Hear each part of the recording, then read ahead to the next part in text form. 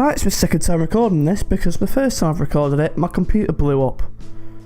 So I'm not happy about that. Anyway, what a race. What an unbelievable 2.5 hours of just pure magic, really. Just, for me, potentially the race of the decade, and I know it's only the first year of this decade, but I think we could bloody struggle to compete with how good a race 2020 Monza has been, and what a blessing it is for F1 fans. This is kind of my reaction.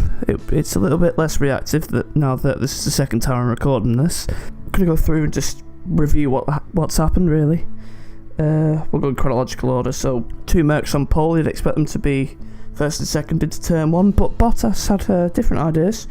Bottas decided to not start the race, pretty much. He must have been looking at the birds when the 5 red lights went out, because he ended up P3 coming out of turn 2, and Norris absolutely gazumped him around the outside into the, is it the Delaroche chicane? Into the second chicane at Monza. What a move it was from Norris.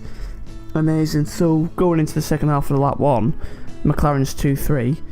It's like we're in 2012 all over again. It's incredible, which is ironically the opposite of how Bottas's race start. My word for Bottas's start would be terrible, dismal, rather than brilliant. He ended up P8 at the end of lap 1.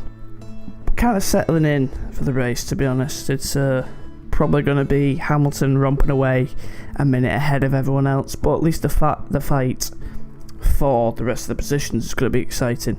Lap 6, Vettel with a spectacular brake failure just ploughs straight through the polystyrene barriers at turn 1, which is bizarre to watch on TV, because at first you didn't know we had a brake failure. It just looked like he'd given up, which he probably has, to be fair. Ferrari, fair to say, not a great weekend, as we'll get on to. So as I said, we're settling for the race, really. After Vettel retires, not much happens until lap 20, when Magnussen retires. His car just gave up on him. I think some sort of engine issue, because there was oil left on the back straight that the marshals had to sort out.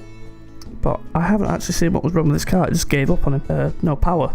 He stops just offside. He stops just offside. He stops just before the pit lane, crucially. But this is where the race really kicks off. The safety car comes out, I think, a lap later. It took its time, because yellow was out for a while, but the safety car eventually comes out, and Hamilton pits under safety car, and then the McLarens stay out, and Sainz ends up P1, Hamilton P2. But then no one pits, which is strange, apart from Giovinazzi, who also pits under safety car. But then you find out the next lap that the pit lane was not open, and that just kicks off the entire race, because now you've got Hamilton in P2, fresh set of tyres, but this hasn't really happened before, so no one knows what's going to happen. He's clear he's got to get a penalty. He had a free pit stop, as did Giovinazzi, who ends up at the back of the grid. As we'll find out later, Pierre Gasly pit just before the safety car came out. Whether AlphaTauri preempted it, I like to think they did preempt the safety car, because that's what I would have done if I was in charge. I'd have preempted the safety car. A couple laps later, I think it's lap 23, everyone pits legally, unlike Hamilton and Giovinazzi. The safety car comes in at the end of that lap, and then the race restarts. Charles Leclerc with an absolutely terrifying crash at Parabolica. I didn't actually see too much on Twitter about it, but I personally don't think it's driver error. I think that Ferrari is such a bad car, it's such a handful. It's such a diva, as Mercedes would say. They had a diva of a car a couple of years ago, but it was actually quick. This Ferrari is just undrivable, and he ploughs into the barriers after correcting, and the car buries itself underneath the Armco, underneath the Tech Pro barrier, which is a terrifying sight. Without the halo, would it have been a more serious incident? Quite possibly, but it got out. He was winded. He runs out of the car, actually. I bet he wished he could run away from Ferrari this season. But that pulls out the red flag, because the barriers were in a state. I think that was a red flag for a good half an hour.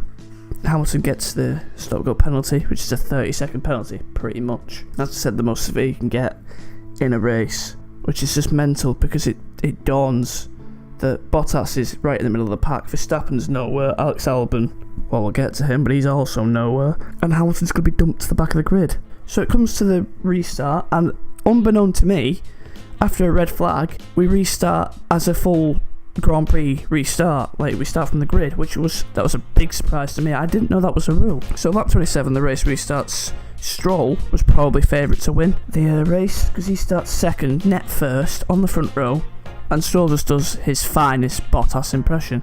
Granted, the tyres were cold, there was no tyre blankets, but Hamilton gets away to a flyer and Stroll just didn't. And he ends up behind the two Alfa Romeos, and Gasly ends up P2, so Stroll have ended up P5. So a shocking start, and that lost him the race. In my eyes, he probably had the quickest car out the top 3, and I think he blew it there, because if he leads that race and doesn't have to pit again, he's got Mercedes engine, which we know is the best, and we know it's a B-Tech Mercedes car anyway. Without DRS, no one's getting past him, so Stroll kind of bottled his first win, in my opinion there. Raikkonen battled like a soldier up in the podium places initially, then just in the points, and I think he actually might have dropped out at the points in the end. Bless him, Kimi. It turned out overtaking was quite difficult this weekend, but Bottas, I think he restarted P7, P8. He had the chance to get right back to the podium and get back in the championship really, and he just blew it. The only car he overtook for the rest of the race was Kimi Raikkonen. He dropped like a fly. I think he ended up P11 or something. And everyone and the mothers were getting past Kimi Raikkonen, and Bottas, I think he even took a dive bomb as well. It wasn't like an easy move. He just had no pace, Bottas. He was appallingly bad this weekend. But one thing we did find out, Stroll made some pretty good moves. I think he went around the outside of Bottas, was it? He went around the outside of someone at Ascari. It might have been Norris, but I've never seen Stroll really race, and he pulled off some good moves. He did another one into the second chicane, I'm pretty sure. He's not a bad little racer, you know. I've never hated Stroll at all. I know he gets a lot of hate, but he made some good moves, Stroll, and fair play to him. Though he bottled the start, after that, he had a good little race. So we end up with a head-to-head battle, 20 laps to go, Sainz 4 seconds behind Gasly, who's now in P1, and it's just a win-win situation for neutral F1 fans, because no Mercs, no Red Bulls, no Ferraris, anywhere near the podium. We're going to end up with a completely fresh podium, the first time we'll have had none of those cars on the podium since 2012, which is mad. So Sainz closes in on Gasly, and we go down to the last 5 laps and the gap's under 2 seconds. And it's clear that Sainz has to get into DRS, and he only does it on the last lap. He gets into DRS range right in the last lap. He must have turned the battery to give me everything mode. It must have been screaming, that battery pack on that last lap, and he ends up not quite getting a chance to make a move on Pierre Gasly. And the race finishes Gasly P1, 4 tenths ahead of Carlos Sainz, who's 3 seconds ahead of Lance Stroll. Unreal podium. Very emotional end to the race, just ridiculous. Gasly is just unbelievable driving, the confidence, the maturity to not crack under the pressure of being in an Alpha Tauri. I argue it was handed to Gasly on a plate, but the race was handed to the top 5 on a plate, and Gasly picked up the crumbs. What a fantastic victory for Gasly. Unreal. The first French winner since Panis in 1996 Monaco. That's been 24 years. Just unbelievable drive, and he is having the season of his life. He's had such a hard year last year, and he's bounced back unbelievably. Drive of the season, I think I might have said it, ranking F1 drivers video, but for me, he's driver of the season. Even if he has a stinker for the rest of the season, he's going to be top 5. He's just had one hell of a year. Carlos Sainz, excellent driving P2 as well. It was difficult to overtake this weekend. He needed a significant pace advantage. Andreas Seidel said it himself, the McLaren boss.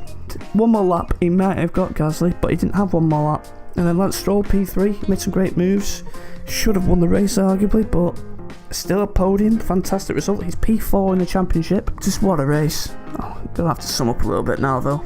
Kind of babbling on. So, to summarise, Bottas wasted opportunity. Could have gained a significant amount of points on Hamilton, and he only gained 3 points. Hamilton had a 30-second deficit with 20 laps to go, and he only finished 11 seconds behind his teammate. Fantastic drive from Hamilton, other than when he gets his penalty, which is his own fault. He's accepted that. He said to the media that he takes the blame himself, which is fair enough. I mean, I'm sure they'll look at the rule book. I mean, Ferrari, what can you say? Just last and 17th, 2 retirements, and a dangerous car. We're thankful that Leclerc was okay after a horrible incident, so it's kind of, at least it's got at least it's built quite well, the Ferrari. It's good to crash in, apparently. That's the only thing it can do well, is keep the driver safe in a crash. But yeah, just they need the season to end, and probably next season to end as well, because of the restricted development this year. Going into next year, it's not going to be a good time for Ferrari, and Carlos Sainz is probably shitting himself. McLaren, fantastic weekend, P2 and P4. They've got to be P3 in the championship now, surely. If they weren't already, of course. Could they push Red Bull for the rest of the year?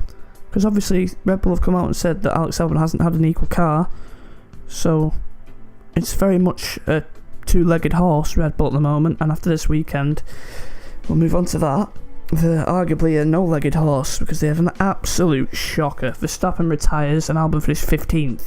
Albon destroyed his race at the first corner after contacting with Gasly, and then he contacted with Grosjean the lap after and got himself a 5-second penalty and a load of floor damage. So very well done, Alex. I actually said on Twitter that I'd take back that Albon has had a poor season after finding out that he's had not equal machinery at the Red Bull senior team, but this weekend was an absolute disaster. His qualifying wasn't great, and by wasn't great, it was awful. His race actually got worse. It was a chance today, a chance to take a podium for sure.